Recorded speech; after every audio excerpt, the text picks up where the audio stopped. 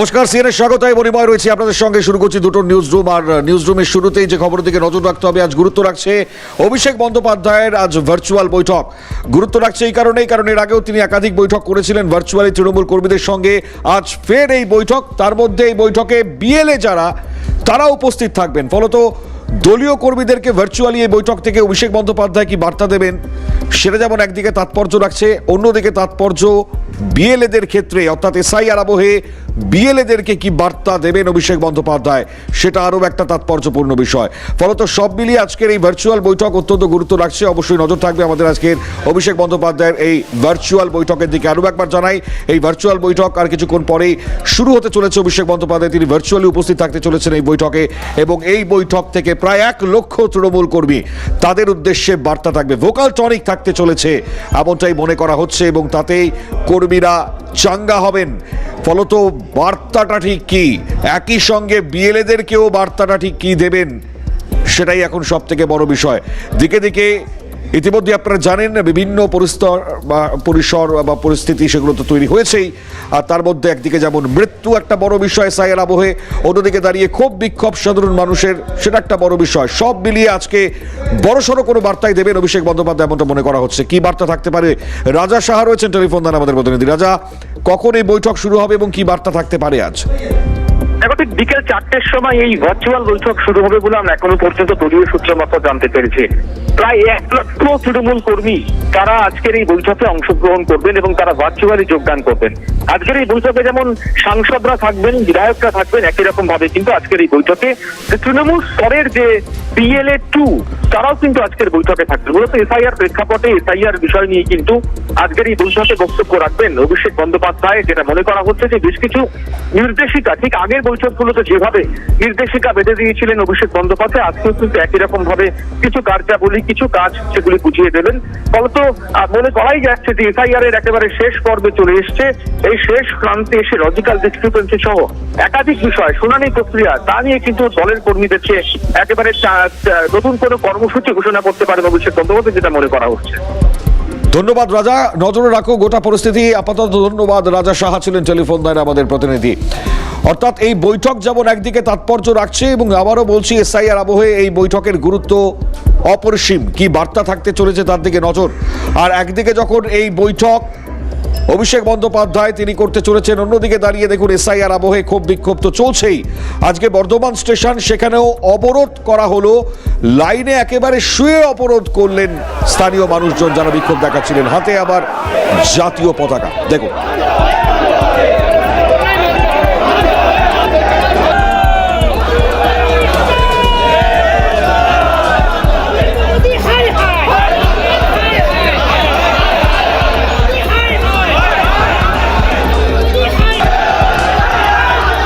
আর এই ক্ষোভ বিক্ষোভের জেরে ব্যাহত হলো হাওড়া বর্ধমান ট্রেন পরিষেবা। রাজেশ খান রয়েছেন টেলিফোন দ্বারা আমাদের প্রতিনিধি। রাজেশ, বারবার রেল সেটা স্তব্ধ হচ্ছে, অবরোধ করা হচ্ছে, ঠিক এসআইআর আবহে যে ছবি আমরা দেখতে পেলাম, কি বলছেন যারা বিক্ষোভ দেখাচ্ছেন তারা? দেখো, অবরোধকারীদের তরফ থেকে যেটা বলা হচ্ছে যে সাধারণ মানুষ তারা কিন্তু হয়রানির শিকার হচ্ছেন। যদিও রেল অবরোধ করে নতুন করে মানুষকে হয়রানি করার কোনো অভিপ্রায় তাদের ছিল না, তথাপি তারা যেটা দাবি করছেন যে যেহেতু মানুষকে এসআইআর নাম করে এবং শুনানি কেন্দ্রে ডেকে বিভিন্ন ক্ষেত্রে হয়রানির শিকার হতে হচ্ছে, এবং যারা দিনমজুর, যারা দৈনিক কাজ করে, তাদেরকে দফায় দফায় কিন্তু এই শুনানি কেন্দ্রে যেতে হচ্ছে এবং দীর্ঘক্ষণ ধরে অপেক্ষা করতে হচ্ছে। এই অভিযোগ তুলেই কিন্তু তারা আজকে বর্ধমান স্টেশনের 1 নম্বর প্ল্যাটফর্মে 1 নম্বর এবং 2 নম্বর যে রেল লাইন, সেখানে কিন্তু তারা একবারে শুয়ে পড়েন এবং সেখানে বিক্ষোভ দেখান এবং জাতীয় পতাকা হাতে তারা বিক্ষোভে সামিল হন। এবং এই অবরোধ তুলতে গেলে কিন্তু রেলের যারা রেল পুলিশের সঙ্গে কিন্তু অবরোধকারীদের ধস্তাধস্তি শুরু হয়, এবং এই যে অবরোধের যে দীর্ঘক্ষণ ধরে কিন্তু বর্ধমান হাওড়ার যে রেল চলাচল ব্যাহত হয়। পরবর্তীতে রেল পুলিশ কিন্তু অবরোধকারীদেরকে বুঝিয়ে ওখান থেকে রেল লাইন থেকে সরিয়ে দিলেও ঠিক স্টেশনের যে বাইরে অর্থাৎ পটিকোর সামনে কিন্তু তারা আবার নতুন করে অবরোধ শুরু করে, এবং সেখানে কুশপুত্তলিকা দাহ করা হয় প্রধানমন্ত্রীর, এবং জাতীয় পতাকা হাতে এই কার্যকলাপ করে বিক্ষোভকারীরা। এবং তারা যেটা জানাচ্ছেন যে যেহেতু তারা ভারতীয় এবং তাদেরকে বিভিন্ন সময় লাইনে দাঁড় করে দেওয়ার একটা চক্রান্ত চলছে, এবং বিভিন্ন সময় তুমি যেটা বলছো আমি তাদের বক্তব্য একটু শোনাবার চেষ্টা করি, সঙ্গে থাকো। রাজেশ খান আমাদেরকে যেমনটা জানাচ্ছেন, বিক্ষোভকারীদের বক্তব্য শোনাই, সঙ্গে তৃণমূল নেতৃত্বের বক্তব্য পেয়েছি আমরা, শোনাবো।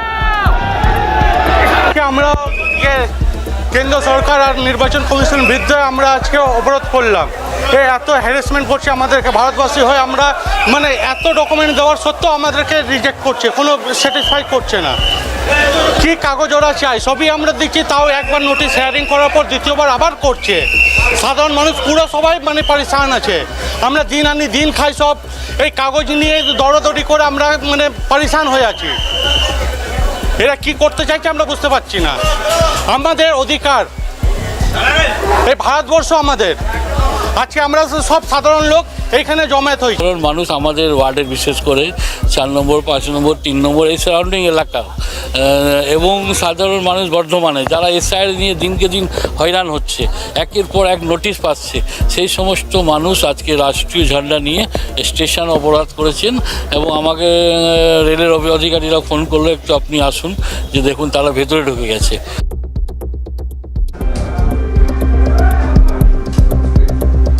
মানে শুধুমাত্র রেল অবরোধ করেছেন বিক্ষোভকারীরা এমনটা নয়, জাতীয় সড়ক অবরোধ করা হলো। বর্ধমান বোলপুর জাতীয় সড়ক, সেটাকেও স্তব্ধ করে দিলেন বিক্ষোভকারীরা। সেই ছবির দিকেও নজর রাখবার চেষ্টা করব আমরা। অর্থাৎ এই যে হয়রানি চলছে এসআইআর এর নামে, সেটাকে কেন্দ্র করে বারবার উত্তপ্ত পরিস্থিতি, আর বাদ যায়নি জাতীয় সড়ক, সেখানকারও ছবি আপনারা দেখতে পাচ্ছেন। রাজেশ, তোমার কাছে আসবো, তার আগে একটু বিক্ষোভের ছবিটা দেখাই দর্শকদের।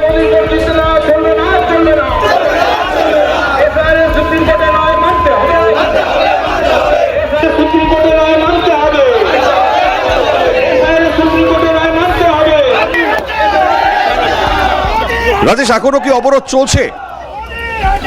দেখো, কিছুক্ষণ আগে অবরোধ উঠেছে এবং আউসগ্রাম থানার পুলিশ তারা কিন্তু আশ্বস্ত করলে অবরোধ তুলে নেন স্থানীয়রা।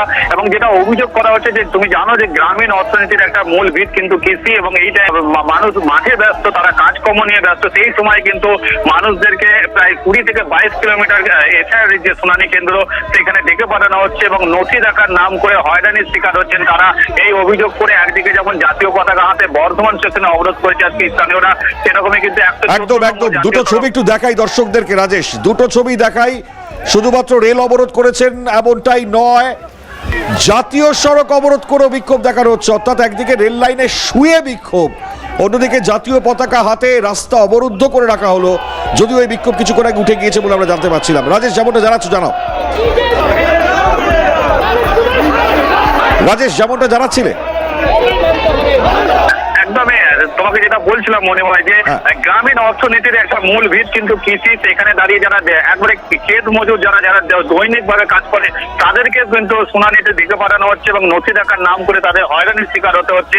এই অভিযোগ তুলে কিন্তু 114 নম্বর অর্থাৎ বর্ধমান বোলপুর যে জাতীয় সড়ক, সেই জাতীয় সড়কের বড়ার চৌমাথা এলাকায় স্থানীয়রা অবরোধ করে এবং জাতীয় পতাকা হাতে কিন্তু এই জাতীয় সড়ক দীর্ঘক্ষণ ধরে অবরোধ চলে। ফলে জাতীয় সড়ক এক প্রকার অবরুদ্ধ হয়ে ফলে চূড়ান্ত হয়রানিতে পড়তে হয় যারা নিত্যযাত্রী তাদেরকে। এবং এই যে বিক্ষোভকারী তারা কিন্তু খুব স্পষ্টভাবে জানাচ্ছেন যে এসআর এর নাম করে তাদেরকে কখনো 20 কিলোমিটার যে শুনানি কেন্দ্র সেখানে ডেকে পাঠানো হচ্ছে, কখনো আবার নথির নাম করে ডেকে পাঠানো হলেও সুপ্রিম কোর্টের যে সাম্প্রতিক নির্দেশ, অর্থাৎ সুপ্রিম কোর্ট যে নির্দেশ দিয়েছে যে রিসিভ কপি দিতে হবে, সেই রিসিভ কপি দেওয়া হচ্ছে না। এবং এক্ষেত্রে এই অভিযোগ তুলে কিন্তু তারা বিক্ষোভে সামিল হয়েছে। পরবর্তীতে আউসগ্রাম থানার পুলিশ এবং আউসগ্রাম ব্লক অফিসে যারা আধিকারিক তারা ঘটনাস্থলে পৌঁছে বিক্ষোভকারীদেরকে আশ্বাস দিলে যে নিকটবর্তী কোনো এলাকাতেই শুনানি কেন্দ্র করা হবে বলে এই আশ্বাস পাওয়ার পর আপাতত অবরোধ উঠেছে। কিন্তু এই যে ক্ষোভ বিক্ষোভের আজ কিন্তু জেলা জুড়েই চলছে, বিভিন্ন সময় বিভিন্ন জায়গায় কিন্তু কখনো রেল অবরোধ, কখনো রাজ্য সড়ক অবরোধ, কখনো জাতীয় সড়ক অবরোধ চলছে। এবং এই অবরোধের জন্য যে সাধারণ মানুষও হয়রানি হচ্ছে এই কথাও বলার অপেক্ষা রাখে না। মণিমাই।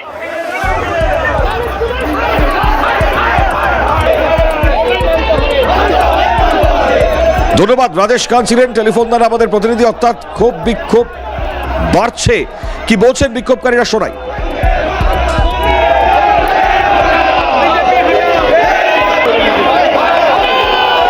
ভোটার লিস্ট থেকে একটু বানানো জন্য সেগুলো সংসদ ক্যান্সেল করছে এবং দেখা যাচ্ছে যে এসআর নোটিশ পাঠিয়ে দেওয়া হচ্ছে। অর্থাৎ যেখানে 1200 ভোটার সেখানে 600, যেখানে 900 ভোটার সেখানে 600, এইরকম করে প্রত্যেকটি এলাকায় ওরা কিন্তু মানে বেছে সেই নামগুলোকে এসআইয়ের নোটিশে পাঠাচ্ছে। আমরা সকাল এইভাবে নির্বাচন কমিশনার ভাবে যে আমরা বিজেপির দালালি করবো, যে নাম বাদ দেবো, সেটা কিন্তু পারবে না। কারণ আপনারা দেখেছেন কিছুদিন আগে অভিষেক ব্যানার্জি গিয়েছিল, সুপ্রিম কোর্ট রায় দিয়েছে প্রত্যেক পঞ্চায়েত করতে হবে এবং সেখানে বিএলও 2 থাকবে, কাউকে থাকতে দিচ্ছে না, কোনো ডকুমেন্ট তারা কি জমা দিচ্ছে সেটাই তারা কোনো রিসিপ্ট দিচ্ছে না। অবরোধ আমি 1 ঘন্টায় অবরোধে রেখেছি। মানুষের মধ্যে প্রচুর ক্ষোভ আছে, এরা শুধু সংখ্যালঘু বেছে বেছে গ্রাম থেকে টার্গেট করছে। আর আমাদের গ্রামে 1200 ভোটার, 600 জনকে হিয়ারিংয়ে ডেকেছে। এদিকে আবার মালদার রতুয়াতে 2 কর্মীর মধ্যে গন্ডগোল, অর্থাৎ দুটো দল তারা গোষ্ঠীদ্বন্দ্বে জড়িয়ে পড়লেন আর তারপর সেই ভিডিও হয়ে গেল ভাইরাল। এরা প্রত্যেকেই তৃণমূল নেতা বলে আমরা জানতে পারছি এবং এই 2 তৃণমূল নেতার বচসা গালাগালি একেবারে চরম পর্যায়ে। দেখুন মালদা রতুয়া।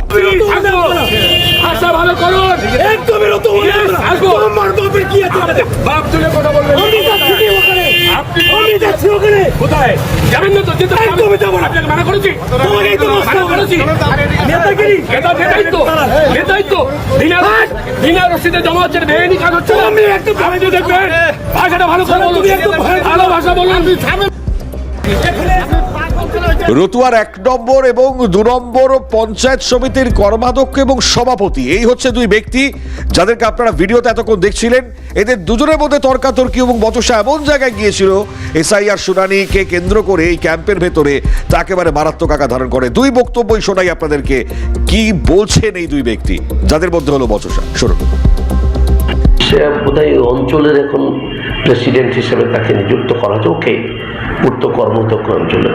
আমি এসআইআর নিয়ে প্রতিদিন এন্টায়ার এলাকায় রতুয়া 2 মালতীপুরের বড় অংশ আমি মানুষের সঙ্গে যোগাযোগ রাখি, কারণ আমাদের দল এটা নির্দেশও দিয়েছে।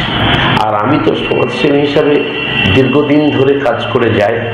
মানুষরা অত্যন্ত বিপর্যস্ত, সন্ত্রস্ত, তো তাদেরকে অভয় দেওয়া, তাদেরকে প্রপার গাইডলাইনে পাঠানো যাতে সঠিকভাবে তারা রিসিভ। উনি হচ্ছেন রতুয়া 2 নম্বর ব্লকের পঞ্চায়েত সমিতির সভাপতি, আর আমি হচ্ছি রতুয়া 1 নম্বর ব্লকের পূর্ত কর্মাধ্যক্ষ পঞ্চায়েত সমিতির। আমরা সবাই জানি যে গোটা রাজ্য জুড়ে যে একটা মানুষকে অশান্তিতে ফেলে দেওয়া যে কুচক্রকারীরা হেনস্থ করছে এসআইআর নামে, ওটা রাজ্য জুড়ে তোলপাড় হয়ে আছে। কাগজপত্র থেকে শুরু করে মানুষের হয়রানির শেষ নেই। সেইখানে দাঁড়িয়ে রতুয়া 2 থেকে এসে রতুয়া 1-এ মানুষকে উল্টাপাল্টা বুঝিয়ে যে এত লেট কেন হচ্ছে, চলো সবাই মিলে ভিতরে ঢুকে ভাঙচুর করি। তখন আমরা যখন ওখানে মানুষ উত্তেজিত করে দিয়েছিল, অনেকটা লোক ঘরের ভিতরে ঢুকে গেছে, যেখানে এমরা আছে, ওরা রয়েছেন ওখানে। আর এই ঘটনা প্রসঙ্গে বিজেপির কি প্রতিক্রিয়া সেটাও শোনাই আপনাদেরকে। গতকাল সামাজিক মাধ্যমে একটি ভিডিও দেখতে পাই, সেই ভিডিওতে আবার প্রমাণিত হলো তৃণমূল কংগ্রেস একটি বিশৃঙ্খল বর্বর দল, যার নেত্রী সরকারি কার্যক্রম বা জনসভায় দাঁড়িয়ে ভুলভাল কথা বলেন। তার নেতাদের কাছে কি আশা করবে? রতুয়া 1 নম্বর ব্লকের এসআইআর ক্যাম্পের চলাকালীন তার ক্যাম্পের সামনে তৃণমূল কংগ্রেসের 2 নেতা একে অপরকে বাপমা তুলে গালাগালি করছে, মারামারি করছে। এদিকে আবার শুনানি কেন্দ্রে ভোটারদেরকে প্রভাবিত করা হচ্ছে, তৃণমূলের বিরুদ্ধে এই অভিযোগকে সামনে নিয়ে আসলেন এবং বিষোদ্গার করলেন শুভেন্দু অধিকারী, রাজ্যের বিরোধী দলনেতা। তিনি এক্স স্যান্ডেল একটি পোস্ট করেন এবং সেই পোস্টে তিনি একটি ভিডিও তুলে ধরেন। দেখাচ্ছি আপনাদেরকে সেই পোস্ট করা ভিডিও শুভেন্দু অধিকারীর, এবং এই ভিডিওতে তারকেশ্বর বিডিও অফিসের সামনে মাইকিং করার অভিযোগ তুলছেন। শোনাই এই ভিডিওর বক্তব্য।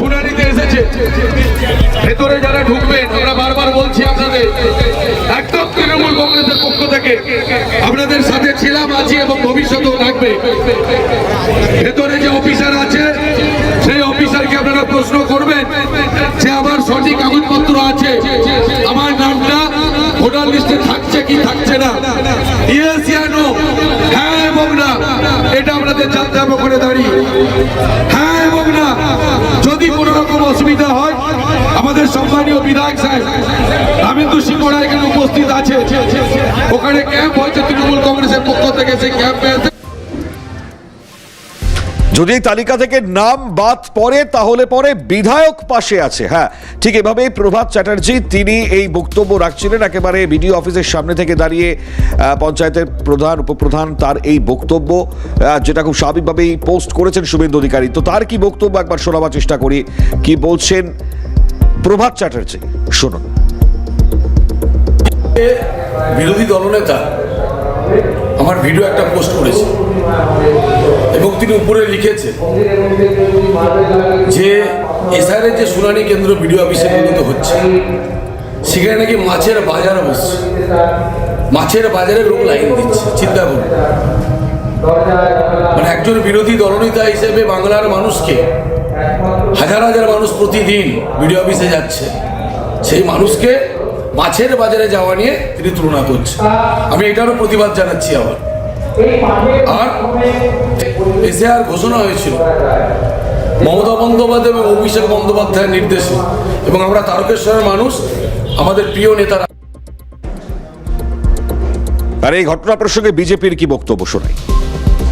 তারকেশ্বর বিডিও অফিসে এসআইআর এর যে শুনানি চলছিল, সেই শুনানি চলাকালীন তৃণমূলের চাপাডাঙ্গা অঞ্চলের উপপ্রধান প্রভাত চ্যাটার্জি ওরফে লালটু চ্যাটার্জি তার দলবল নিয়ে প্রকাশ্যে মাইক দিয়ে আমাদের নির্বাচন কমিশনার জ্ঞানেশ কুমারের এদিকে আবার লজিক্যাল ডিসক্রিপেন্সি নিয়ে শুভেন্দু অধিকারীকে কটাক্ষ শানিয়ে দিলেন দেবাংশু। একেবারে গুরুত্বপূর্ণ একটি বিষয় তিনি আবার সামনে নিয়ে আসছেন। বলছেন যে শুভেন্দু অধিকারী তার বাবার নাম যা ছিল সেটা পরবর্তী সময় পরিবর্তন হয়। তার প্রথম বক্তব্যের জায়গা ভোটার তালিকায় 2002-এর যে তালিকা সেটা পোস্ট করে তিনি বলছেন 2002-এর তালিকায় শুভেন্দু অধিকারীর বাবার নাম শিশির অধিকারী ছিল, বর্তমান তালিকায় শুভেন্দুর বাবার নাম শিশির কুমার অধিকারী। শুভেন্দু অধিকারী কি শুনানিতে যাওয়ার ডাক পেয়েছেন প্রশ্ন তুলেছেন, নাকি বিজেপির বিরোধী দলনেতার পরিবারের জন্য অন্য নিয়ম, এই প্রশ্নও তুলেছেন। একাধিক এই প্রশ্ন তুলে তৃণমূলের আইটি সেলের প্রধান দেবাংশু তার এই মুহূর্তের পোস্ট দেখাচ্ছি আপনাদেরকে।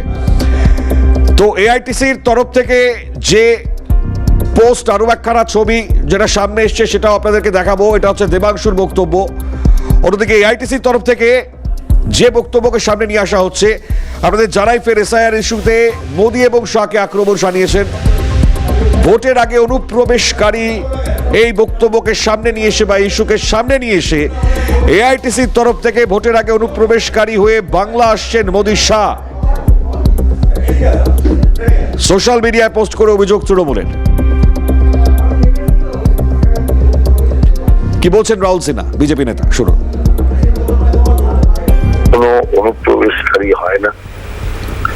দ্বিতীয় বিষয় হচ্ছে যদি এইরকম কোনো নাম থেকে থাকে সেটা সঙ্গে সঙ্গে সেই নামের জন্য ইলেকশন কমিশনকে তৃণমূল অভিযোগ, এতে এত পাবলিসিটি করার কি আছে? কথা, তৃণমূল কংগ্রেস এসআইআর কে আটকানোর জন্য কোনো রাস্তা পাচ্ছে না, তাই ঘরগুলোকে আঁকড়ে বাঁচার চেষ্টা করছে।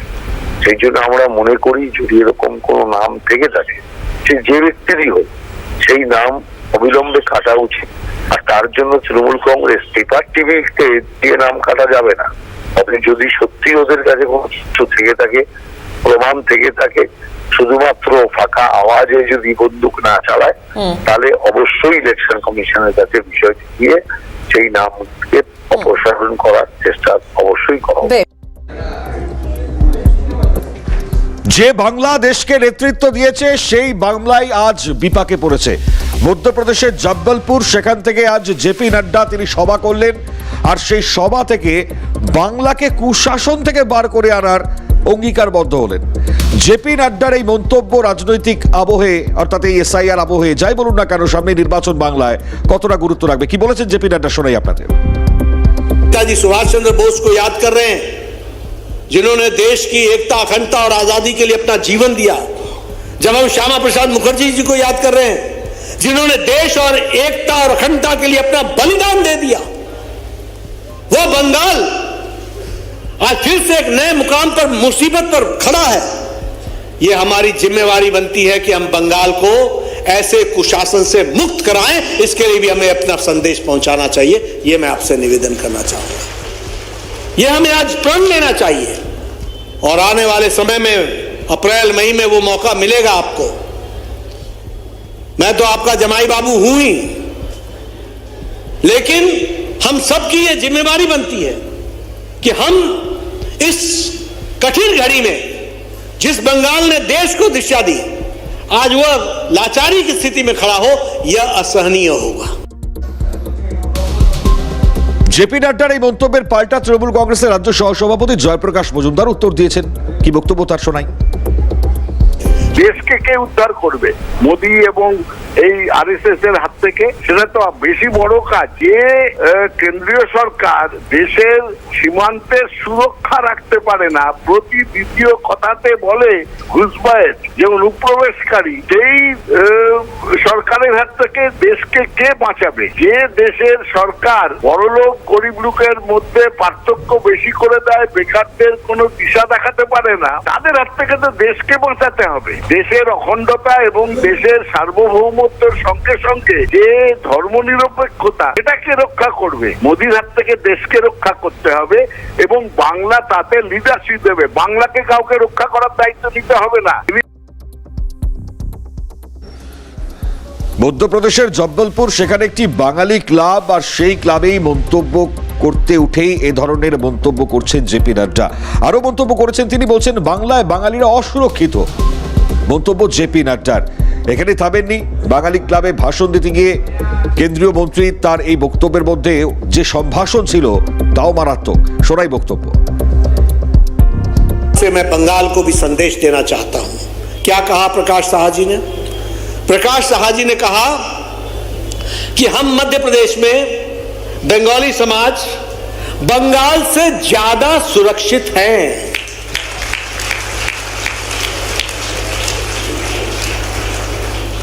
अब इसमें समझने वाली बात यह है कि ज्यादा सुरक्षित है, इसका अर्थ यह होता है कि बंगाल में बंगाली समाज सुरक्षित नहीं है।